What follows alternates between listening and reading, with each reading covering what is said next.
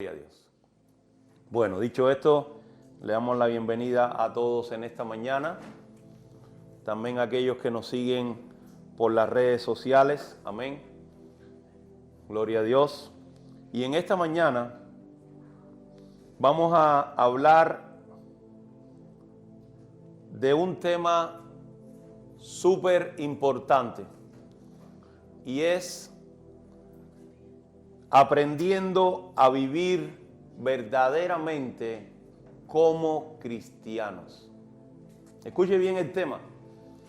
Aprendiendo a vivir verdaderamente como cristianos. ¿Cuándo se dijo por primera vez la palabra cristiano? ¿Verdad? Se le llamó por primera vez a alguien que seguía a Jesús en un lugar llamado Antioquía, y se le llamó cristianos. ¿Por qué? Porque eran personas que seguían a Cristo, que imitaban su carácter, imitaban su forma, imitaban su personalidad, y por eso las personas que les rodeaban les llamaron por primera vez cristianos, y hasta el día de hoy pues nos siguen llamando cristianos porque somos seguidores del Señor Jesús. ¿Y qué vieron las personas en aquel tiempo que decidieron llamar aquellos hermanos, decidieron llamarlos cristianos? ¿Qué vieron en ellos? Vieron un testimonio, vieron un ejemplo, vieron una forma de conducirse ante la sociedad, ante las demás personas, que los hacía semejantes a Cristo y los hacía diferentes de lo que estamos habituados o estaban ellos habituados en aquel tiempo a ver. Pero con el paso de los años, con el alejarnos de aquel momento de los inicios de la iglesia, se ha perdido mucho de vista esta gran realidad. Por eso es muy importante, hermanos, que en esta mañana recordemos la verdad, nuestros orígenes. Recordemos la verdad, cómo debemos conducirnos, cómo debemos en nuestras vidas ser delante de las personas. Y yo quisiera que pudiéramos ir a la palabra del Señor, a Mateo capítulo 7, verso 15 al 23. Mateo capítulo 7, del verso 15 al 23, nos habla acerca de los frutos. Y en esta mañana yo quiero hablar acerca de los frutos de nosotros como cristianos. ¿Qué es un fruto? No se vaya de ahí. ¿Qué es un fruto? Un fruto es el resultado, o es, digamos, el resultado de que un árbol fructifica y se multiplica. Usted se recuerda en Génesis cuando Dios dijo: yo pondré en la fruta de todo árbol la semilla para que vuelva a multiplicarse. Ahora, ¿qué quiere decir esto? Mire esto, qué tremendo. El fruto es lo que da el árbol. Pero el propósito de todo fruto, escúcheme bien en esta mañana, el propósito de todo fruto es multiplicarse. Entonces quiere decir que si sus frutos son buenos, se va a multiplicar para bien. Y lo vamos a ver en esta mañana a la luz de la palabra. Pero si los frutos son malos, también se va a multiplicar para mal. Fíjese lo que dice Mateo 7:15 en lo adelante, dice, guardaos de los falsos profetas que vienen a vosotros, ¿qué dice aquí? Con vestidos de ovejas, pero por dentro, ¿qué son? Lobos rapaces. Dice el verso 16, por sus frutos los conoceréis. ¿Acaso se recogen uvas de los espinos o higos de los abrojos? Así todo buen árbol da buenos frutos, pero el árbol malo da frutos malos. No puede el buen árbol dar malos frutos, ni el árbol malo dar buenos frutos. Todo árbol, escuche bien este versículo, que no da buen fruto, ¿qué dice aquí? Es cortado y echado en el fuego. Así que por sus frutos los conoceréis. No todo el que me dice Señor, Señor, entrará en el reino de los cielos, sino el que hace la voluntad de mi Padre que está en los cielos. Muchos me dirán en aquel día, Señor, Señor, no profetizamos en tu nombre. En tu nombre echamos fuera demonios, en tu nombre hicimos muchos milagros. Y entonces les declararé, nunca os conocí, apartados de mí, hacedores de maldad. Qué tremenda porción de la palabra. Qué tremenda porción de la palabra del Señor. Es tan tremenda que nos habla en esta mañana directamente al corazón. Yo estos versículos de la Biblia siempre los he tenido presentes en mi vida cuando me voy a relacionar con cualquier tipo de persona. Porque hay personas, que yo siempre lo digo, que por las palabras deberían ya no estar aquí, deberían estar con el Señor. Pero qué bueno que Dios nos muestra realmente las características del ser humano por sus frutos. Fíjese que aquí Jesús le está dando una enseñanza a personas que profetizaron, personas que hicieron milagros. Y usted me preguntará en esta mañana, ¿cómo es posible que una persona pueda suceder esto, que pueda profetizar si no tiene relación con Dios? ¿O cómo puede ser que una persona pueda orar por alguien y suceda un milagro si esta persona a día de hoy no tiene relación con Dios? Y yo le voy a explicar el por qué. La palabra de Dios dice que irrevocables son los dones y el llamamiento. Cuando Dios nos da algo, por supuesto nos lo da porque estamos bien con el Señor, pero si nuestra vida se desvía, y el desviarse es muy fácil, y le voy a mostrar cuál es el versículo que lo señala. Verso 21.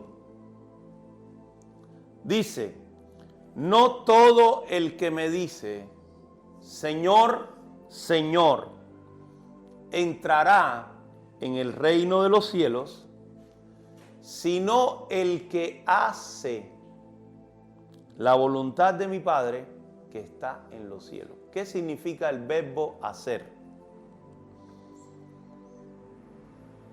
El verbo hacer lleva una acción. ¿Cuántas veces en nuestras acciones no estamos dispuestos a hacer la voluntad del Padre que está en los cielos y hacemos la nuestra? ¿Cuántas veces al día? No estoy diciéndole en un mes, no le estoy diciendo en un año, no le estoy diciendo en una semana. ¿Cuántas veces al día se debate entre nuestra voluntad y la voluntad del Señor. Pero yo le voy a decir una cosa en esta mañana y me lo digo a mí mismo también. Hay un solo requisito que nos va a llevar a la eternidad. Uno solo. Y la palabra lo dice en esta mañana. Hacer la voluntad de mi Padre que está en los cielos. Porque delante del Señor no vale que nosotros digamos, yo soy así, de esta manera, no voy a cambiar, voy a seguir siendo siempre así. Porque eso demuestra que yo tengo en mi vida, en primer lugar, mi voluntad y no la de Dios. Pero fíjese que la palabra dice, no todo el que me dice Señor, Señor.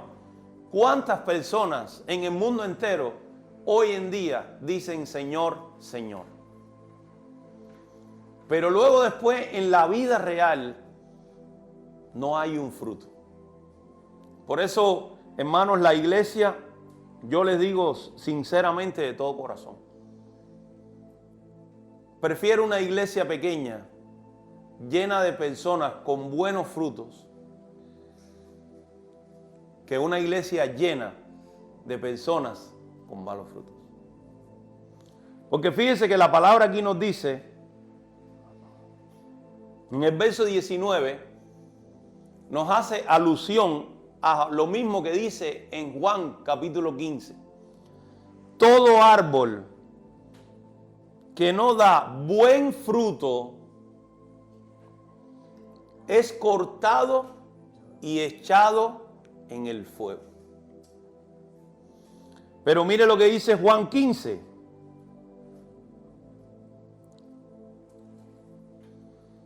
Búsquelo ahí.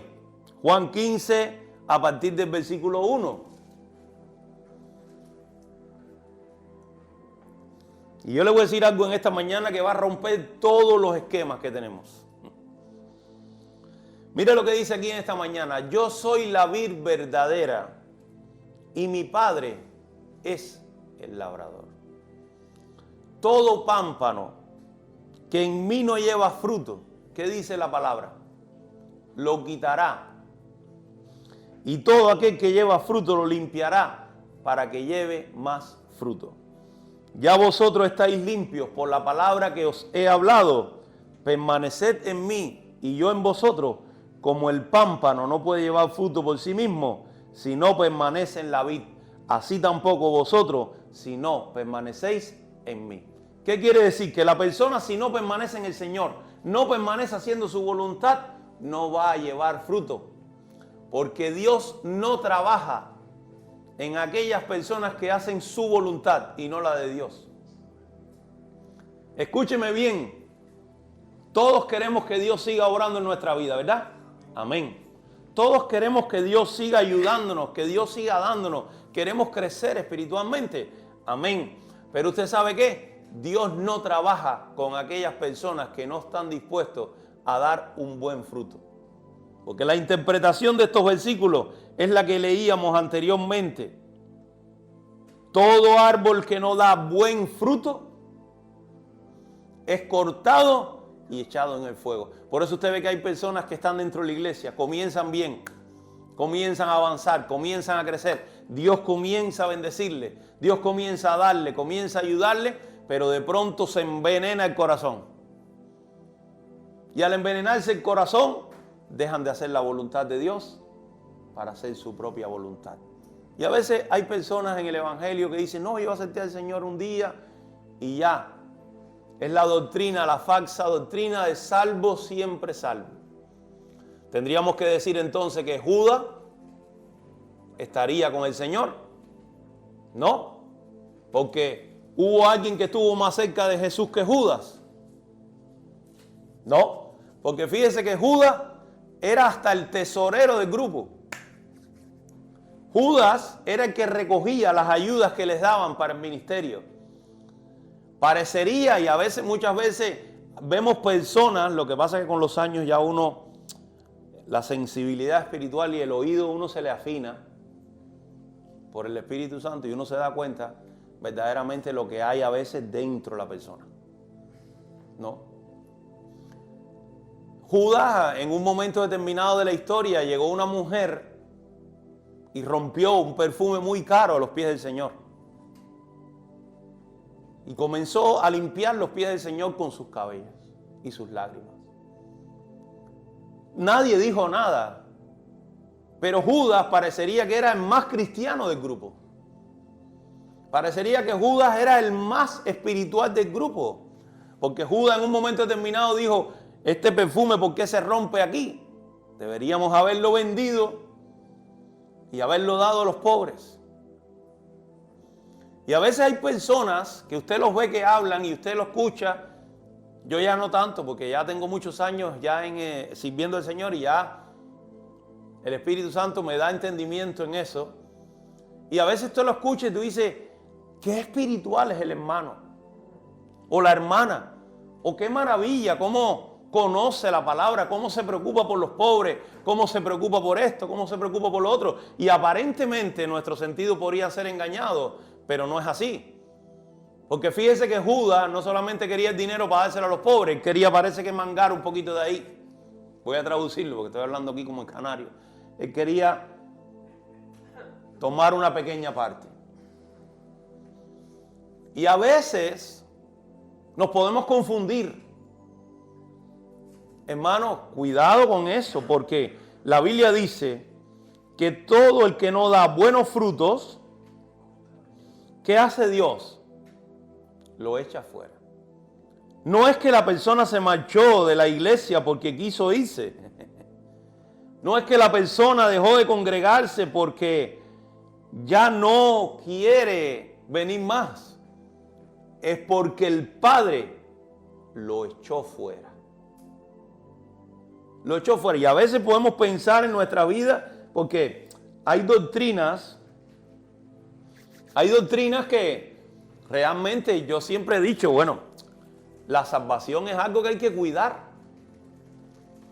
Es algo que hay que cuidar, porque si no tendríamos que tomar algo y borrar este versículo que dice en la Escritura. Porque imagínese una persona que un día llegó al Señor, aceptó a Cristo en su corazón y comenzó a hacer la voluntad de Dios. Pero un buen día se acordó de quién era y decidió dejar la voluntad de Dios a un lado y hacer la suya propia. Diríamos hoy que esta persona iría a la eternidad, tendríamos que borrar este versículo de la Biblia. Porque fíjese que la Biblia dice, no todo el que me dice Señor, Señor entrará al reino de los cielos, sino aquel, tiene que tener un requisito, que hace con acción la voluntad de mi Padre. Y muchas veces no queremos hacer la voluntad de nuestro Padre, porque la carne tira para un lado y el Espíritu tira para otro. Mire lo que dice Mateo capítulo 3, verso 7.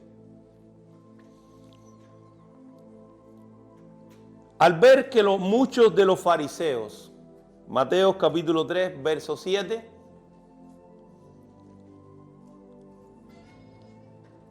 dice la palabra del Señor, al ver que muchos de los fariseos y de los saduceos venían a su bautismo, les decía, generación de víboras, ¿quién os enseñó a huir de la ira venidera? Escuche este versículo, el 8. Haced pues frutos dignos de arrepentimiento. Y no penséis decir dentro de vosotros, escuche esto, de vosotros mismos, a Abraham tenemos por padre, porque yo os digo que Dios puede levantar hijos de Abraham aún desde estas piedras. Y ya también el hacha está puesta a la raíz de los árboles. Por tanto, todo árbol que no da buen fruto, ¿qué dice aquí? Es cortado y echado en el fuego.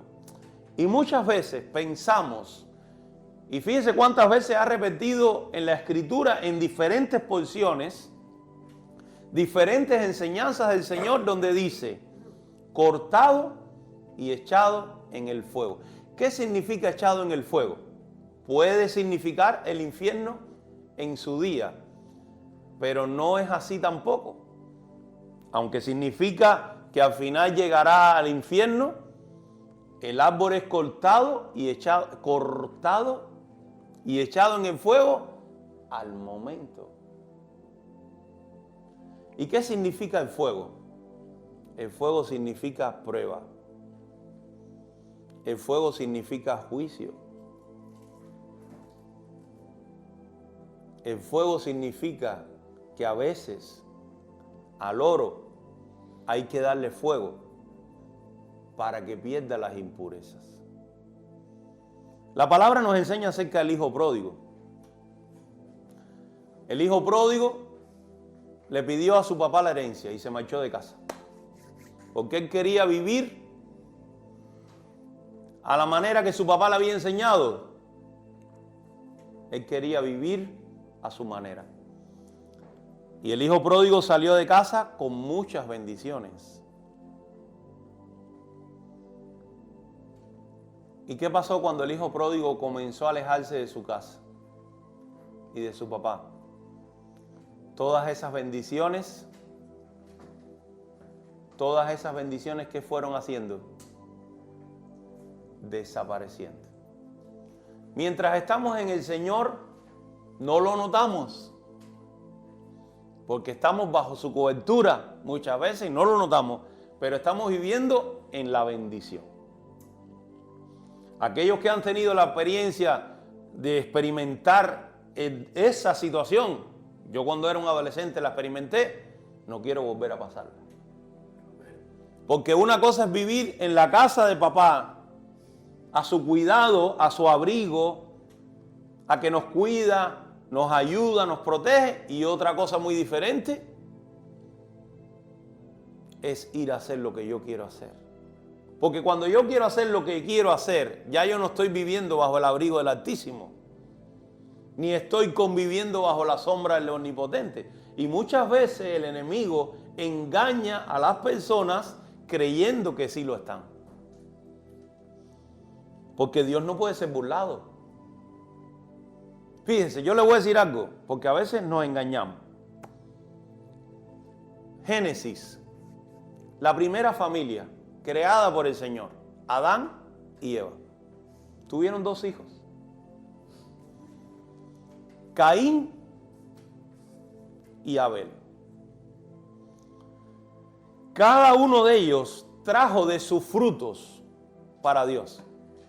Y esto es algo que fue físicamente, pero puede ser también en el sentido espiritual. Analice que hay 2 personas delante del Señor. Como mismo estaba el publicano y como mismo estaba el fariseo.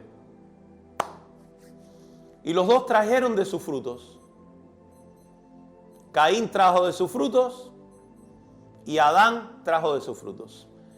Dios se agradó de los frutos de Abel, pero no se agradó de los frutos de Caín.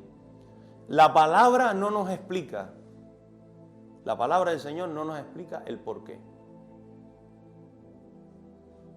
Y esto puede simbolizar nuestras vidas. En nuestro caminar diariamente deberíamos hacernos siempre esta pregunta: ¿Dios se está agradando de lo que yo hago todo el día? Realmente deberíamos reflexionar en esto. ¿O se agrada el Señor solamente de una parte de lo que yo hago en mi día? ¿Se agradará el Señor de todas mis palabras o se agrada el Señor solamente de una parte de ellas? Cuando la iglesia nuestra comenzó en Cuba a crecer, hubo y hay todavía de hoy en mi país un avivamiento tremendo a pesar de la necesidad que se vive. Llegaron muchas personas a la iglesia y muchas personas comenzaron a servir al Señor. Y la iglesia tuvo que ir a los orígenes y decir: Habrá personas que tengan dones, pero hay que mirar sus frutos. Porque los frutos son los que determinan la calidad del árbol. Un árbol que no esté saludable da buenos frutos. ¿Cuántas veces hemos ido a lo mejor a buscar a un árbol de mango? Yo siempre digo mango porque me encanta. A un árbol de mango, ¿cuántas veces hemos ido con el deseo a lo mejor de comernos un fruto? Y no hemos encontrado un mango así que no se puede ni poner en la boca. Pero ¿qué hizo Jesús cuando vio la higuera? Jesús llegó a la higuera un día y le dijo, ¿dónde están los frutos de la higuera esta? Pero es que pasado parece un tiempo, volvió otra vez. Y Dios a veces nos da oportunidades. Y nos da muchísimas oportunidades. ¿Cuántos creen en la misericordia de Dios? Pero usted sabe que la misericordia de Dios tiene un límite. Usted sabe que la misericordia que la misericordia del Señor llega a un punto donde se deja de ser misericordia y se convierte en juicio. ¿Qué pasó con la higuera? Jesús fue varias veces, no encontró nada y no pasó nada. ¿Qué hizo Jesús con la higuera? Le dijo, sécate. Y la higuera al momento se secó. Cuidado con los frutos, cuidado, hermanos, con jugar con el Señor. Esta iglesia tiene un nombre: el Dios vivo y eterno. Nosotros no creemos en este lugar en un Dios muerto. Nosotros no servimos a un Dios muerto. Tenemos que cuidar nuestra relación con Dios, porque usted sabe que con nuestras palabras y nuestros hechos provocamos que Dios se aparte de nosotros. Hoy estaba hablando con un hermano y hablamos acerca de este versículo. Le dije, esto es lo que voy a predicar hoy. Romanos 8. Romanos 8, del verso 8 en lo adelante. 8, 9 y 13. Y los que viven según la carne, escuche bien. ¿Qué significa vivir según la carne? Haciendo la voluntad mía, no la de Dios. Los que viven según la carne no pueden agradar a Dios. Mas vosotros no vivís según la carne, sino según el Espíritu, si es que el Espíritu de Dios mora en vosotros. Y escuche lo que dice aquí: si alguno no tiene el Espíritu de Cristo, no es de él. Verso 13. Porque si vivís conforme a la carne, moriréis. Mas si por el Espíritu hacéis morir las obras de la carne, viviréis. ¿Qué significa esto? ¿Qué significa realmente este versículo? Que nuestra carne, hermano, en muchos de los casos no quiere hacer la voluntad de Dios. No queremos. Pero para poder agradar al Señor en nuestra vida, para poder decir verdaderamente, o que la gente, las personas, pueda decir de nosotros, este verdaderamente es un cristiano, necesitamos cambiar cosas en nuestras vidas. Aunque nos duele. Porque a veces usted dice, aún esto que tengo que hacer, sé que no es justo para mi pensamiento. Como humano puede ser, pero delante de Dios es su voluntad. Y en una ocasión Pedro dijo, es mejor agradar a Dios que agradar a los hombres. Entonces, hermanos, cuando llegamos al Señor tenemos que cambiar nuestra mentalidad. No podemos seguir viviendo la vida cristiana con los mismos pleitos que vivíamos antes de ser cristianos. Eso no agrada al Señor. No podemos vivir la vida cristiana cuando venimos al Señor con la misma avaricia con que vivíamos cuando no teníamos a Cristo. Y fíjese, aquí estaba Juan el Bautista hablándole a los fariseos. No le estaba hablando a alguien que no conociera la Escritura. Y le estaba diciendo a los propios fariseos, generación de víboras. Y le digo una cosa, cuidado cuando más se conoce la Escritura, porque si la perdemos de vista nos podemos convertir en víboras. ¿Verdad? Y le dijo Pablo, le dijo Juan, le dijo, haced frutos dignos de arrepentimiento. Y ahí quiero hacer una parada. ¿Qué significa frutos dignos de arrepentimiento? Vamos a poner el ejemplo de alguien que nunca conoció a Dios. Una persona no conoció nunca al Señor.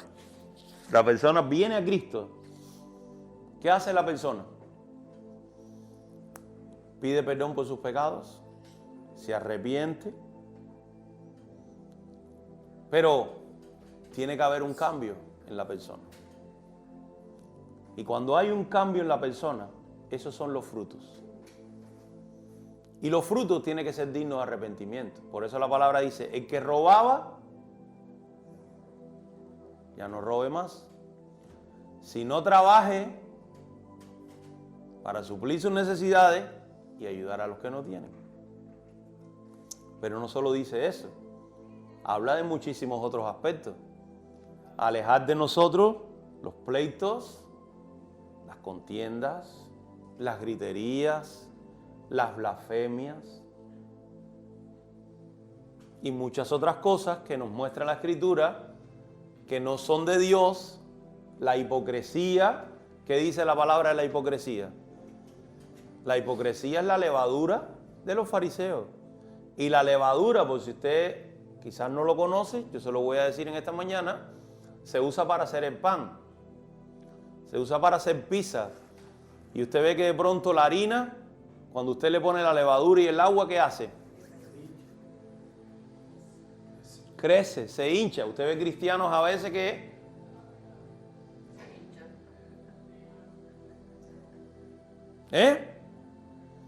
están tan inflados que usted les ve, perdonando, y a veces piensan que, pero dentro hay mucha levadura. Y la levadura es pecado. Fíjese que había una fiesta en Israel donde se llamaba la fiesta de los panes sin levadura. Y había que sacar de la casa todo lo que tuviera levadura en esa fiesta. Pues es hora de que podamos celebrarla, hermano. Es hora de que lleguemos a nuestra casa. Y nuestra casa somos nosotros. Fíjese que la Biblia dice que nosotros somos templo del Espíritu Santo. Llegue a su casa y comience a revisarla. Nadie tiene que hacerlo por nosotros. Nosotros sabemos lo que estamos haciendo, que le agrada o no le agrada al Señor. Nosotros sabemos hasta dónde verdaderamente Dios se agrada de nosotros y hasta dónde no. Y tenemos que decir, Señor, decido cada uno de nosotros con Dios. Eso no tiene que ir ni al cura, ni al pastor, ni tiene que ir al hermano. Si quiere ir a hacerlo, hágalo. Pero tú tienes que decir, Señor, yo decido a partir de este día ser diferente. Hacer frutos dignos de arrepentimiento. Porque si yo sigo manteniendo la misma conducta que yo mantenía en el mundo dentro de la iglesia, en mi vida no ha habido ningún cambio, hermano. Y a veces queremos espiritualizarlo todo, ¿verdad? A veces queremos espiritualizarlo todo y que sí, que nosotros somos cristianos y que nosotros, hermano, la palabra cristiano significa seguidor de Cristo. Si mi ejemplo como hijo de Dios no demuestra que yo soy un seguidor de Cristo, no eres cristiano. No lo eres porque vengas a una iglesia. No lo eres porque te sientes en un banco. No lo eres porque vengas a escuchar una predicación o vengas a escuchar cualquier enseñanza, porque nadie se convierte en coche durmiendo en un garaje. No lo eres. Por eso es importante en nuestra vida que nosotros podamos dar ejemplo de lo que somos. ¿Usted cree que cuando la gente nos escucha hablar, si nosotros somos personas, y a veces se lo recomiendo, uno de estos días vamos a poner en la noche de películas que posemos para evangelizar, vamos a poner la película de Cristiano de la Secreta. Cristiano de la Secreta. cómo nos conducimos con los hermanitos de la iglesia. Pero ¿cómo me conduzco yo cuando me encuentro con un muchacho que me conocía cuando yo era un bandolero? ¿Me conduzco de la misma manera o me conduzco de la manera en que me conducía con él antes? Hola. O, no voy a decir la expresión porque cada nación, y me pueden estar escuchando de muchas naciones, cada nación tiene sus características. En la nuestra muchos saben cómo sería. Pero hermanos, ¿qué pensará aquella persona que nos ve actuar de nosotros? Y hablábamos en esta mañana acerca de eso, que Dios preparó desde antes de la fundación del mundo buenas obras para que nosotros andemos por ellas. Y deberíamos siempre pensar en nuestras vidas, ¿estoy andando en buenas obras o en malas obras?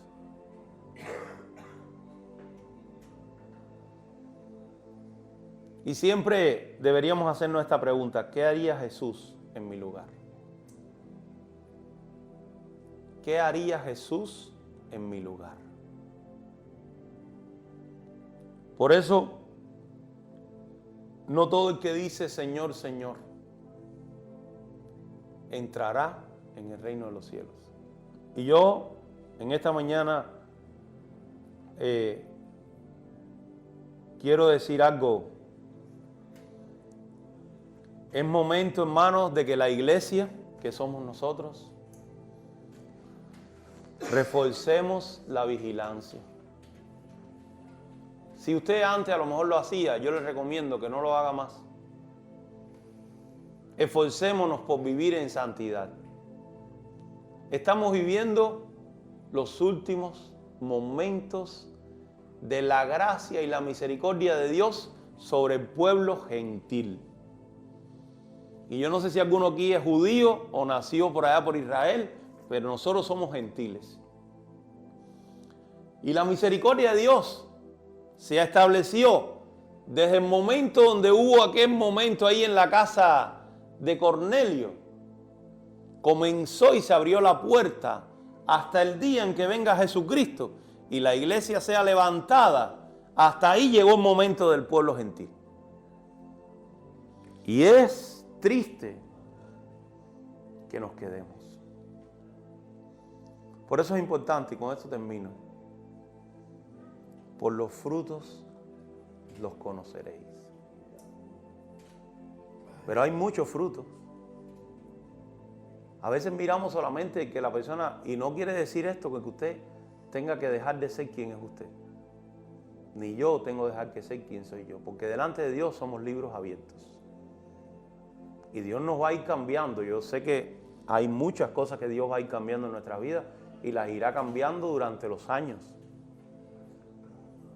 Como mismo lo hizo con discípulos y como mismo lo hizo con todo el mundo. Pero una cosa es que yo me deje moldear y otra cosa es que yo quiera vivir como yo quiero vivir. Y así no es. Yo necesito, si soy cristiano, mis hechos tienen que ir acorde con lo que yo digo que soy. Porque si yo soy cristiano y estoy después en una congregación buscando pleitos y divisiones y contiendas, o pasándole mensajitos a mis hermanos, o pasando mensajitos por el grupo de la iglesia, que de hecho mensaje que vea que no edifique o que se dé a la interpretación en el aire, como alguno que se ha pasado en estos días, lo voy a borrar directamente y después el que no entienda por qué lo borré, venga y me pregunte. Porque a veces hay mensajes, como uno que pasaron el otro día, no lo voy a decir específicamente, que yo mismo me quedé, la cabeza se me hizo agua. Yo dije, ¿qué quiere decir esto? Porque ni yo mismo logré entenderlo. Lo dejé pasar. Pero la próxima vez que yo vea que se mande un mensaje por el grupo que no sea algo cristocéntrico, yo mismo lo voy a borrar. Después la persona dirá, ay, ¿por qué me borraron mi mensaje? Yo se lo voy a explicar. Pero hermanos, Es hora de que maduremos. Porque si nosotros, por ejemplo, estamos en una congregación y en esta congregación tuvimos problemas y vamos a otra y en la otra volvemos a tener problemas y vamos a otra y en la otra volvemos a tener problemas. Mi papá siempre tenía una expresión en los años. Mi papá decía, cuando una persona tiene problemas con los demás, la equivocada no son los demás, la equivocada es la persona. Y a veces hay raíces de amargura que se meten en el pueblo de Dios y hay que sacarla. Y la tiene que sacar uno con la ayuda del Espíritu Santo, porque la Biblia dice, tengan cuidado, no sea que brotando una pequeña raíz de amargura os contamine y por ella muchos sean contaminados. A lo mejor fue una persona que fue herida en un lugar y no sanó eso. Y se fue con esa herida para otro. Y con esa herida se fue para el otro. Y de esa herida sigue para el otro, pero sigue con la herida. Y las heridas sangran, supuran, duelen. Entonces es hora, es importante que podamos entender que necesitamos sanar eso. ¿Usted cree que yo mismo no he recibido, o cualquiera de los que estamos aquí, no hemos recibido persecución? Hermano, es un denominador común para todos. Si usted espera venir al Señor y no recibir persecución, estamos equivocados. No leímos la Biblia nunca. Porque la palabra de Dios dice que todo el que quiera vivir piadosamente padecerá persecución. Y no solamente persecución de los de afuera. Porque la persecución de los de afuera estamos acostumbrados a vivirla. Persecución de los de adentro. El otro día hablaba con alguien y me decía, no, porque en la iglesia, cuando hay una persona, digo, hermano, en la iglesia hay tantos tipos de personas. Y un día voy a preparar un mensaje sobre esto. Mira, en la iglesia, primero que todo, los que llegan son enfermos. Porque Jesús dijo, los sanos no tienen necesidad de médicos, sino los enfermos. Eso es lo primero. Pero en la iglesia está el trigo. Pero junto con el trigo crece la cizaña. Pero aparte del trigo y de la cizaña, en la iglesia también hay hombres naturales. Y un día voy a hablar acerca del hombre natural. Y la palabra dice que el hombre natural no discierne las cosas espirituales. Por eso no le cuenta a todo el mundo lo que usted está sintiendo espiritualmente. Porque habrá personas naturales que no le van a entender, lo que le van es a celar, envidiar, como hicieron los hermanos José. Ellos le contó su sueño a sus hermanos. ¿Qué hicieron los hermanos? ¿Qué se cree este? Este es de los menores aquí. Aquí tiene que estar Judá, que es el que manda, o Rubén, que son los más grandes. ¿Qué se cree este? Lo cogieron, lo echaron a la cisterna y lo vendieron.